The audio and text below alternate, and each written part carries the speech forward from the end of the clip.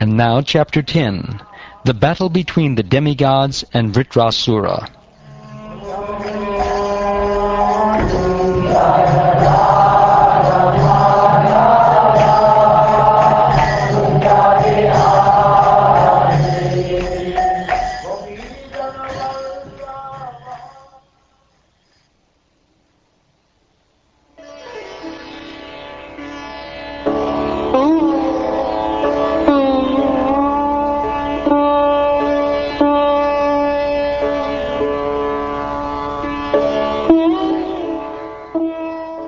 Sri Shukdeva Goswami said, after instructing Indra in this way, the Supreme Personality of Godhead, Hari, the cause of the cosmic manifestation, then and there disappeared from the presence of the onlooking demigods.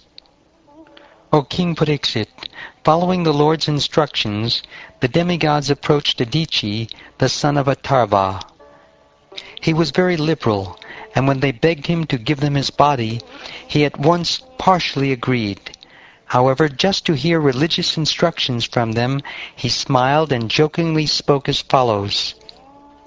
O elevated demigods, at the time of death, severe, unbearable pain takes away the consciousness of all living entities who have accepted material bodies. Don't you know about this pain?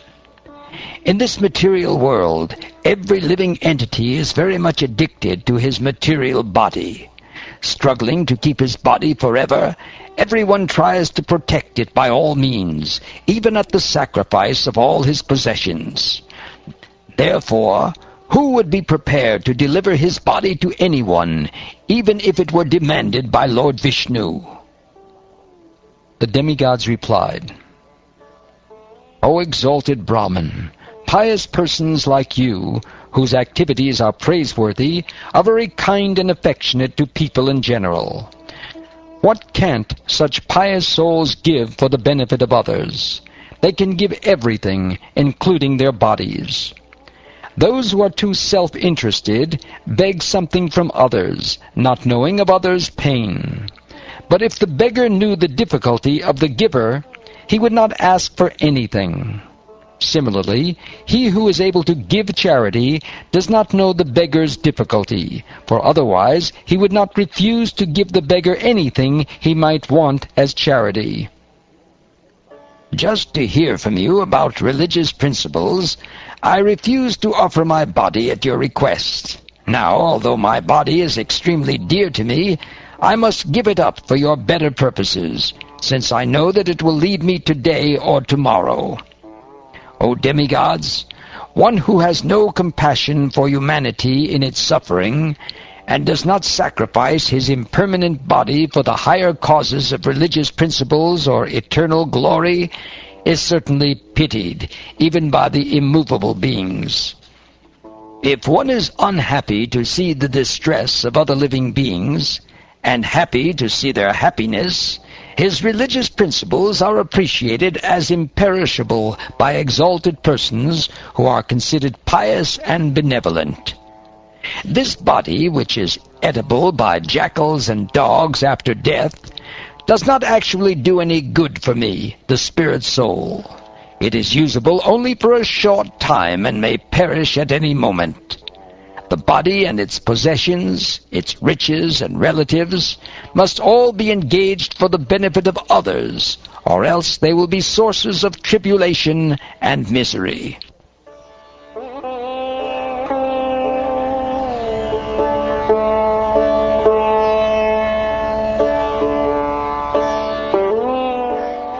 Sri Shukdev Goswami said, Dadichi Muni, the son of Atharva, thus resolved to give his body to the service of the demigods.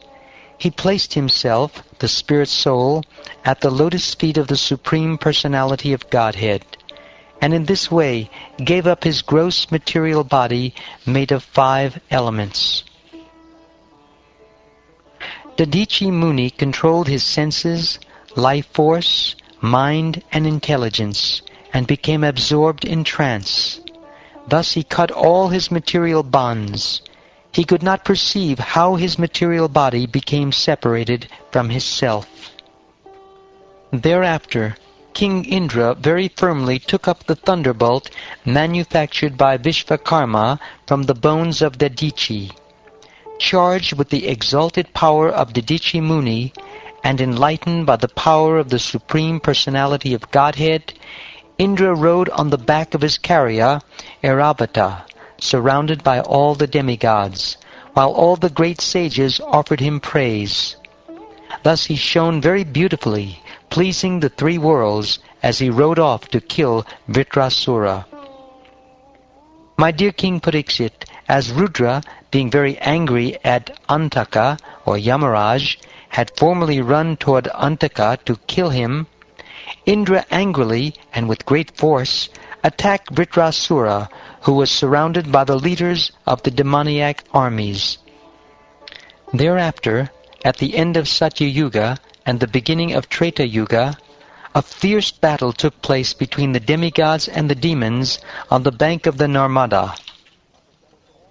O King, when all the Asuras came onto the battlefield, headed by Vritrasura, they saw King Indra carrying the thunderbolt, and surrounded by the Rudras, Vasus, Adityas, Ashvini Kumaras, Pitas, Vanis, Maruts, Ribus, Sadyas, and Vishvadevas. Surrounded by his company, Indra shone so brightly that his effulgence was intolerable to the demons. Many hundreds and thousands of demons, demi-demons, yakshas, rakshasas or man-eaters, and others, headed by Sumali and Mali, resisted the armies of King Indra, which even death personified cannot easily overcome. Among the demons were Namuchi, Shambhara, Anarva, Divamurda, Rishabha, Asura, Hayagriva, Shankushira, Viprachiti, Ayomukha, Puloma, Vishaparva, Praheti, Heti, and Utkala. Roaring tumultuously and fearlessly like lions, these invincible demons, all dressed in golden ornaments, gave pain to the demigods with weapons like clubs, bludgeons, arrows, barbed darts, mallets, and lances.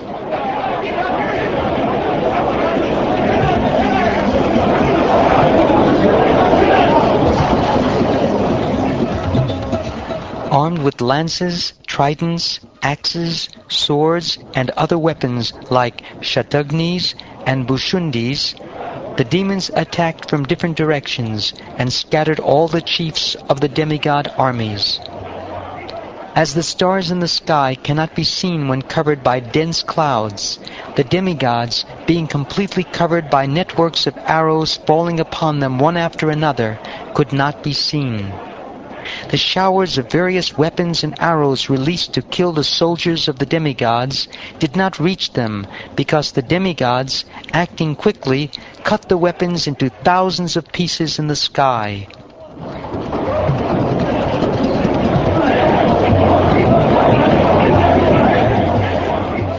As their weapons and mantras decreased, the demons began showering mountain peaks, trees, and stones upon the demigod soldiers.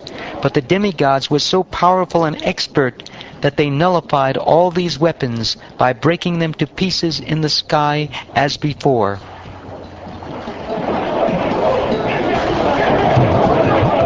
When the soldiers of the demons, commanded by Vritrasura, saw that the soldiers of King Indra were quite well, having not been injured at all by their volleys of weapons, not even by the trees, stones, and mountain peaks, the demons were very much afraid.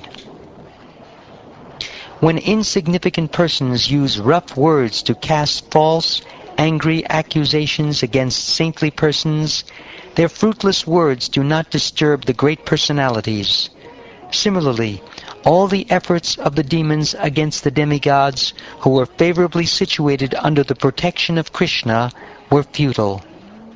The Asuras, who are never devotees of Lord Krishna, the Supreme Personality of Godhead, lost their pride in fighting when they found all their endeavors futile.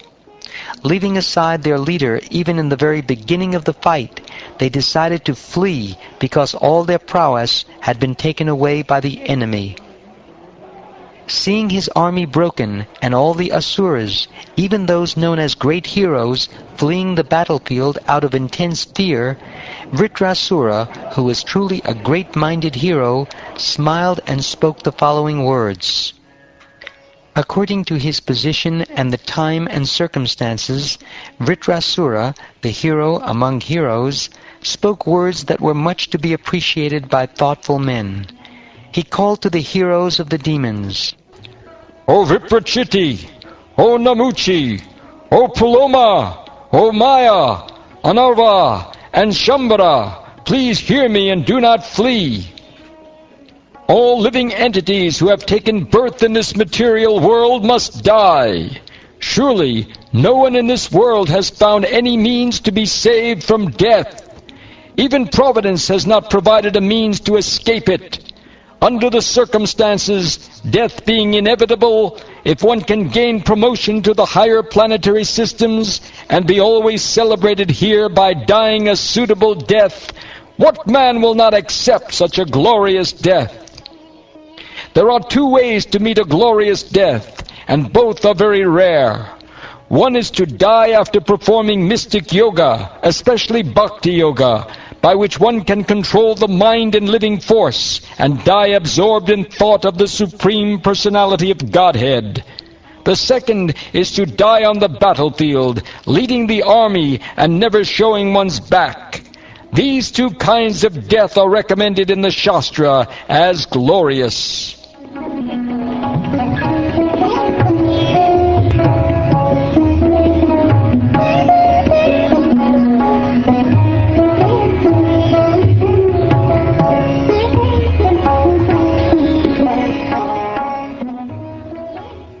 Thus ends the 10th chapter of the 6th canto of the Srimad Bhagavatam, entitled The Battle Between the Demigods and Vritrasura.